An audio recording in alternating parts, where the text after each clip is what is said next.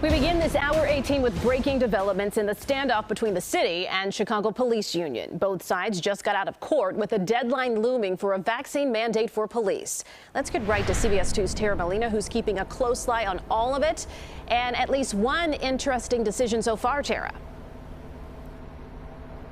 At least one, Erica. The judge just issued a temporary restraining order against FOP President John Catanzara, who's now been told he can't make any more public comments, social media posts, or videos like we've seen really all this week, asking for members of the FOP, Chicago police officers, not to comply with the city's vaccine mandate. That will still be in place.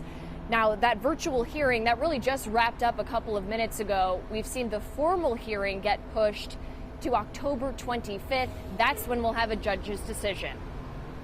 We are going to have our members report to work and let the department tell them to go home.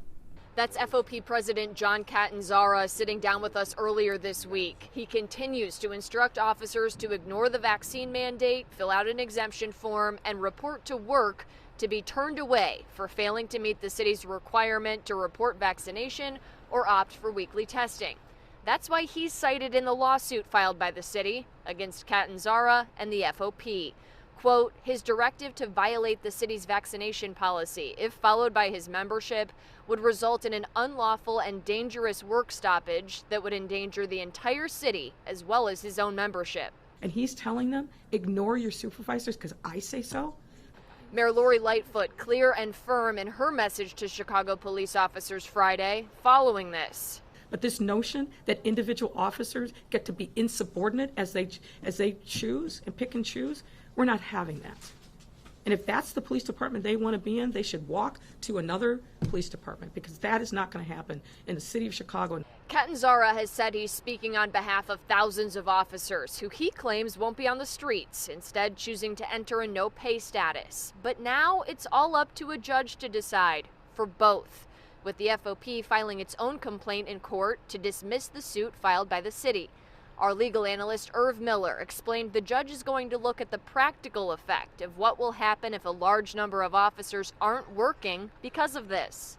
Would that create an irreparable harm to the city of Chicago?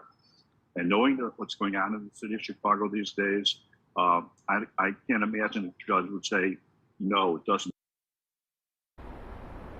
And that's exactly what the judge was considering in the virtual hearing that, again, just wrapped up a couple of minutes ago, with the formal hearing now pushed again to October 25th. That's when we'll have a decision on this. Again, able to be pushed because there is no public safety emergency right now. The city's attorneys on that call said that officers that show up for work over the weekend, they will not be turned away. They will be paid for their work. Though the vaccine mandate will be in effect, it will still be in an implementation phase, so no concerns about officers off of our streets heading into the weekend. Again, the other major update of interest, the FOP's president, outspoken president, John Catanzara, now under a temporary restraining order. He cannot make public comments asking officers, FOP members, not to comply with this mandate that, again, will go on and will be in effect. This is still happening, still kind of unraveling right now. We'll continue to bring you the very latest here on CBS 2 and, of course, our digital streaming service, CBSN. For now, reporting live outside City Hall, I'm Tara Molina, CBS 2 News. All right, Tara, thank you.